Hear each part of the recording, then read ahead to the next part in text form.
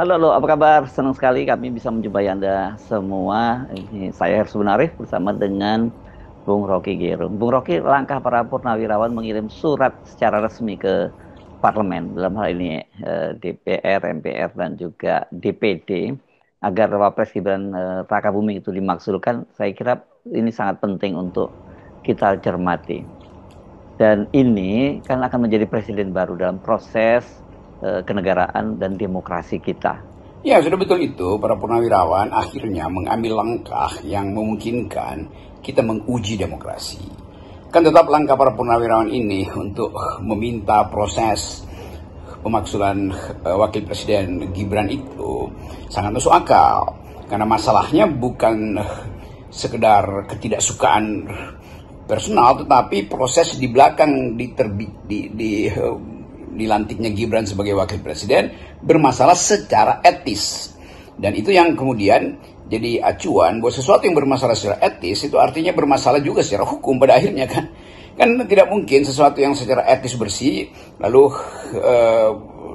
hendak dilaporkan. Jadi karena ada problem etis, dan itu yang juga dinyatakan secara terang benderang oleh Ketua Dewan Etik waktu itu, Profesor Jimli Asidik, maka ada langkah untuk menampilkan langkah tampilan awal adalah soal etis ini nanti diproses di parlemen, di MPR. Jadi tetap sudah diambil satu sikap politik bahwa wakil presiden itu tidak punya kapasitas tuh. Soal pembuktian tidak ada kapasitas itu urusan belakangan, tetapi pintu masuknya sudah bisa diajukan tuh, dan itu adalah hak warga negara untuk mempersoalkan kepala negara atau wakil dalam ini bukan kepala negara, wakil presidennya.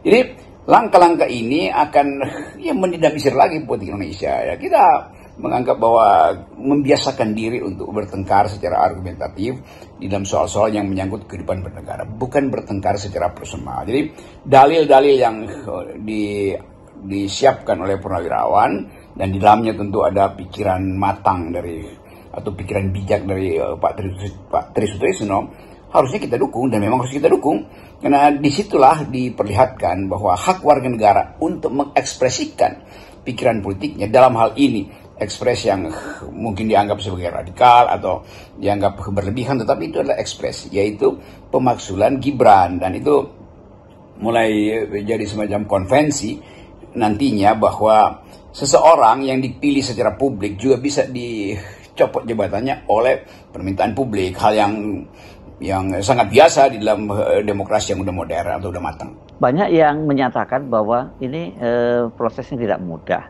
Selain prosedurnya yang cukup panjang, ini melibatkan proses politik dan hukum. Ini kan baik di MPR, DPR maupun di Mahkamah Konstitusi. Tapi ini kan ada persoalannya bahwa Gibran ini satu paket dengan Presiden Prabowo. Iya, pasti ada banyak keberatan prosedural itu, karena dianggap bahwa ini kan satu paket dengan Pak Prabowo. Ya, itu soal yang secara teknis bisa diselesaikan. Apakah karena satu paket, maka kalau pendamping presiden itu bermasalah, maka presiden juga mesti dinyatakan di dalam kondisi yang sama, kan nggak begitu kan.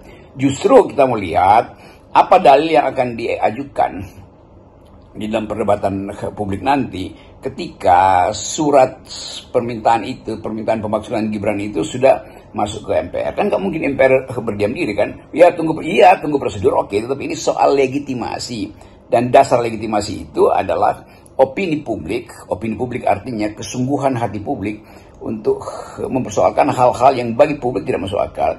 Gibran jadi wakil presiden tidak masuk akal. Gibran disodorkan lalu dimanipulasi melalui Mahkamah Konstitusi, itu sangat tidak masuk akal. Jadi tentu Pak Jokowi akan dimintain keterangan, dan proses-proses semacam ini kita mesti anggap sebagai proses yang nggak berbahaya. Karena justru kita ingin tidak ada flek, tidak ada goresan di dalam demokrasi kita. Sejak Gibran dinyatakan sebagai wakil presiden, justru banyak goresan di situ. Karena kedudukan beliau itu dihasilkan dengan cara-cara yang oleh pikiran publik itu dianggap tidak layak, tidak fit and proper dengan tata cara bernegara yang benar dan baik. Dan kesempatan ini juga jadi semacam pelajaran akademis, mungkin nanti akan ada mungkin disertasi, skripsi atau apa aja untuk mengulas bagaimana sebetulnya jalan keluar kalau seseorang itu di dalam kedudukan dia sebagai pejabat publik itu dipersoalkan oleh publik, oleh warga negara. Tuh di Amerika ada jalan keluarnya, ya mundur itu karena atau di impeach itu kecuali presiden. Tapi pejabat-pejabat di Amerika kan juga ada semacam ketentuan kalau tidak disukai publik ya udah. Itu artinya tidak boleh menduduki jabatan itu, ada proses hukumnya tentu saja.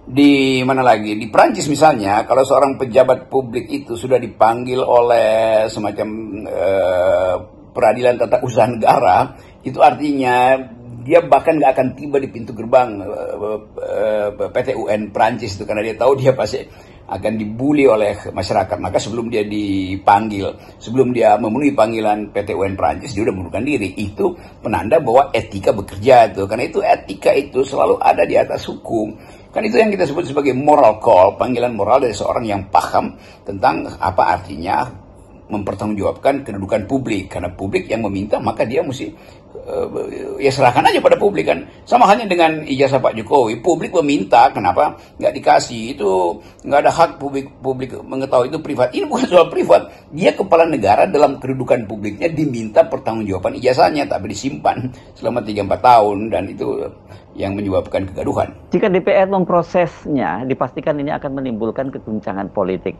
Tapi saya pikir proses ini akan sejalan dengan akal sehat dari publik. Akan ada keguncangan politik, pasti dinamikanya muncul. Karena Gibran diajukan bersama dengan Pak Prabowo dan didukung oleh koalisi pemerintah hari ini kan. Tapi itu tidak boleh membatalkan ide bahwa demokrasi harus tidak boleh ada ketidakjujuran kan. Itu dasarnya. Jadi dia sedikit huru-hara di dalam argumentasi publik, talk show makin banyak karena proses pemaksulan itu sudah mulai sejak hari ini. Jadi diterima aja, kan nggak mungkin pikiran warga negara itu diabaikan oleh MPR yang adalah majelis permusyawaratan rakyat apapun isinya. Jadi tetap MPR mesti menjawab itu. Dan ya banyak partai yang mungkin sekali itu diam-diam menyetujui ide itu tuh, karena secara pragmatis dia berpikir nanti wakil presidennya dia gantiin kan, itu urusan mereka tuh. Tetapi bagi kepentingan akal sehat publik, sesuatu yang merupakan opini masyarakat, opini warga negara, apalagi ini opini yang agak eksklusif karena diucapkan oleh para purnawirawan, itu harus didengar oleh majelis permusyawaratan rakyat. Jadi kita perlahan-lahan mulai membenahi demokrasi kita dengan mengaktifkan sepenuhnya yang kita sebut sebagai deliberatif, sifat deliberatif dari demokrasi itu. Percakapan antara warga negara adalah kehendak untuk menghasilkan kejujuran dan keadilan. Karena itu percakapan tentang fufu-fafa juga satu waktu akan masuk dalam proses yang sama. Percakapan tentang Jokowi menyimpan 11.000 triliun, dari mana dia tahu, kenapa dia ucapkan, itu juga akan masuk dalam proses yang sama. Jadi kita belajar untuk jadi matang sebagai negara demokrasi, yaitu menghormati sifat deliberatif, sifat percakapan publik tuh. Dan itu sebetulnya yang jadi agenda utama demokrasi. Demokrasi itu kan mengolah percakapan publik supaya tidak ada yang bersifat personal. Selama itu dilakukan dengan the use of public reason atau public use of reason, itu artinya ada peradaban untuk mempertengkarkan semua urusan publik. Nama juga res publica, semua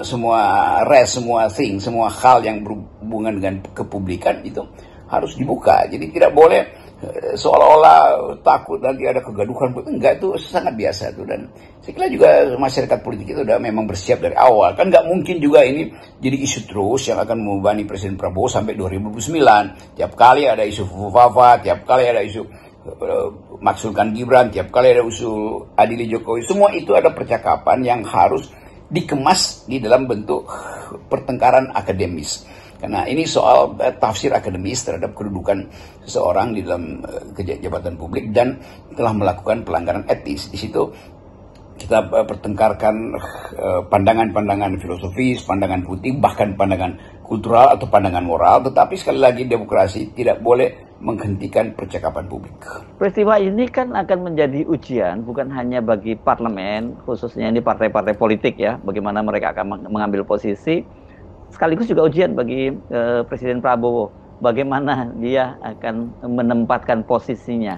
Ya, Indonesia sedang bertumbuh. Presiden Prabowo berupaya untuk mulai menanamkan nilai-nilai kepublikan, mulai menanamkan nilai-nilai tentang hak rakyat, mulai menanamkan nilai-nilai tentang bagaimana berdemokrasi dari sudut pandang value, bukan sekedar institusi. Dan itu kita sekaligus uji apakah Presiden Prabowo juga punya ide yang sama untuk menjadikan Indonesia satu model percakapan demokrasi yang deliberatif. Kan itu pertanyaan etis kita hari ini. Tapi kita harus beri peluang pada MPR mempelajari kasus ini supaya nanti sejarah mencatat bahwa tidak ada yang disembunyikan.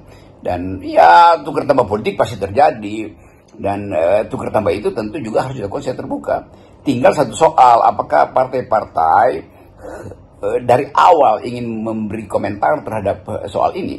Apakah PDIP misalnya yang pertama kali akan berkomentar bahwa oke, MPR harus mengulas, harus memproses permintaan dari Purnawirawan. Apakah Demokrat, Partai Demokrat akan lakukan hal yang sama? Apakah Gerindra akan mendukung ide ini? Apakah Golkar dan seterusnya? Tetapi soal apakah ini itu juga menunjukkan watak dari partai-partai ini kan.